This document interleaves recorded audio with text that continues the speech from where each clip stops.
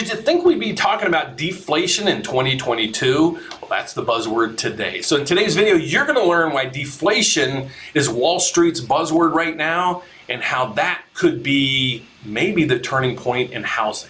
So that's what we're going to talk about next. So in today's agenda, we have basically nothing on the economic calendar, but starting tomorrow, we're going to start getting some major components in the inflationary front. We see the PPI, which is the producer price index, inflation at the producer level. And then on Thursday, we get the core CPI or the CPI, which is consumer price index, the inflation level at the consumer level. But that's inflation.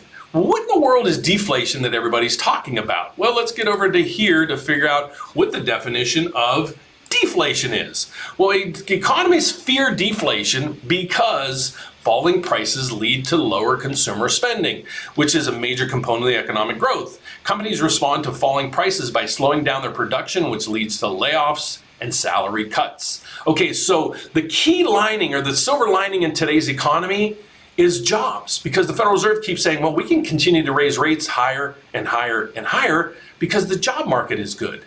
Well, if we hit a deflationary period, you're going to have job losses and salary cuts. So that's what we're going to talk about right now. So Cathie Woods just sent a letter to the Federal Reserve saying, hey guys, you need to stop doing this. At least give it time to work. So the Federal Reserve has raised rates astronomically this year, unprecedented levels, but they're not giving things time to work. What she's saying is all the indicators that the Federal Reserve monitors, they're lagging indicators. Well, forward indicators or leading indicators such as commodities and other things are dramatically coming down. And she writes in her note, she gives us some ideas on where those numbers look like. So we go down through here and she's saying, well, if you really look at the commodities numbers that are the leading indicators, here's what the numbers look like. For example, she said lumber prices have fallen 74% from their peak, 74%. While chip prices have shed 46%, iron ore is down 45%. Similar, she says, used cars have fallen 13.5%. So we have all kind of things really dramatically coming down. Look at lumber alone. Lumber alone is the #1 component in housing, building of housing. And if it's down 74%, prices are dramatically coming down. Well, let's really dissect what the Federal Reserve's doing and why they're doing what they're doing. Well, they have two mandates. They were created for two purposes and two purposes only, really. And it's right here, to keep inflation low and make sure we're at maximum employment when it comes to the jobs. Well, they're trying to really curtail inflation right now by raising rates and raising rates and raising rates. But what they're losing sight on is the jobs market right now. They're starting to ease and there's starting to be cracks in that foundation. But not only is this affecting the US, we see the International Monetary Fund coming out right now saying that they're expecting their GDP to be cut, worldwide GDP to be cut from 6% to 3.2%. That's represented right here. IMF cuts global forecast for the next year, warns the worst is yet to come. So again, think of this. The housing market right now we think is in a bad situation. Prices are high, but people have jobs. People have incomes. But what happened in 2008? Well, there was shoddy underwriting. There was bad loans. Payment option arms. But what you guys don't understand is, I have a video coming out in the next couple of days, is how Wall Street played a role in all that too. They created CDOs, derivatives, and a whole bunch of other things that you're going to learn in the next 48 hours from yours truly. But that is a huge concern. But that's what's happening right now. The Federal Reserve is raising rates. They need to start looking at leading indicators instead of lagging indicators because they're taking us down a path that has nothing but a brick wall in front of us. So that's my biggest concerns right now, is that the jobs market really, they take the steam out of that. People start losing their jobs, getting wage cuts. And then we could have a major problem with housing.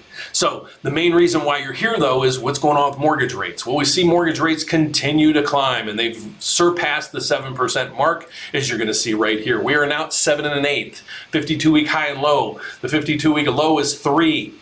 And now we're at 7. We're going to probably be 7 1/4 here shortly. How do I know that? Well, I'm going to show you that in a second. But what you're seeing on your screen right now is the top 6 mortgage products that people use when they're purchasing a house, refinancing, doing any kind of mortgages. Here's the top 6 products that they use. These are not my rates.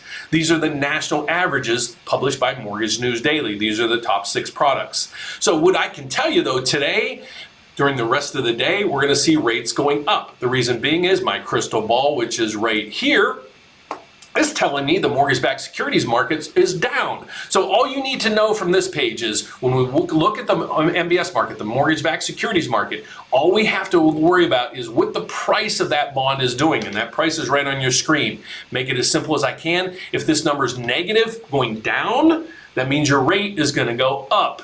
The bigger the down, the bigger the up. You're going to probably see on this an equation of probably 0.05 added to rates. So you can see rates probably going to come in today at 7.18 or 7.2, getting closer to 7.25 at all times. So we have a new system coming out for those out there that have gotten mortgage quotes. If you didn't get a mortgage quote from us yet, we'd ask you to do so. Why? We could probably save you on your interest rate, and we can probably save you on your fees. How do we do that? Well, I'm a national or federally chartered mortgage advisor. What that means to you guys is I can help you anywhere in the whole country. I'm set up with almost 100 different lenders. They're the country's largest lenders, okay? So what we can do is if you got a mortgage loan quote, what we call the loan estimate, please send it to me. I'm adding to our homepage right here. You're going to see our website right here. We're going to add a tab to this shortly, and it's going to be right in the middle of your screen right here. We're going to be able to click that and upload your loan estimate to that. What we're going to do is we're going to scan your loan over 100 different lenders throughout the whole country to see if we can get you a better rate